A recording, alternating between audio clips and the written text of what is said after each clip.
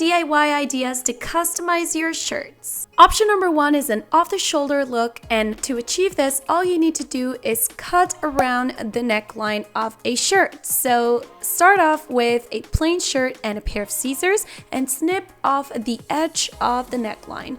This is going to work as a guide for you to work your way to the back and the front of the shirt. Then you will repeat the same steps on the other side, just making sure both of them look somewhat even. And when you're done cutting, you're going to pull on the shirt so that all the cuts look a little bit neater. And that's it. You got yourself a new shirt. You can wear it as it is, or you can pull on the shirt a little bit more if you want that off-the-shoulder look. For option number 2, we're going to cut triangles on either side of the shirt underneath the chest area. So what I did to design mine was taking the armpit as a reference.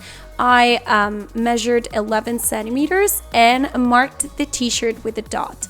Using my first dots as reference, I measured 10 centimeters inwards and I marked it again with a dot. You could trace a line if you want to, if it's easier, but I just decided to cut from dot 1 to dot 2.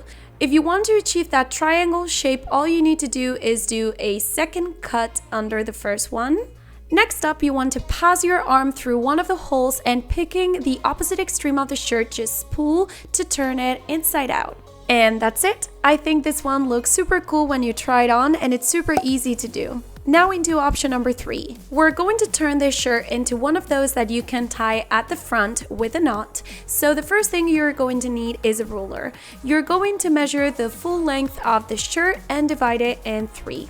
After dividing your shirt in 3 sections, we're left with 2 dots. The first one is closer to the edge of the shirt, and the other one is going to be a little bit further away from the edge of the shirt. Now let's trace 3 lines from the edge to the first dot, from one dot to the other, and the third line should be a little shorter than the other 2.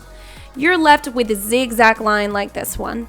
Now it's time to cut the shirt following the line we just traced, and from the edge of the shirt to the first peak of the triangle, we're going to cut the excess fabric. So you're done now, and your t-shirt should look something like mine. Actually, the strings in mine look a little bit too thin for my liking, but you can totally change this up according to your own preferences.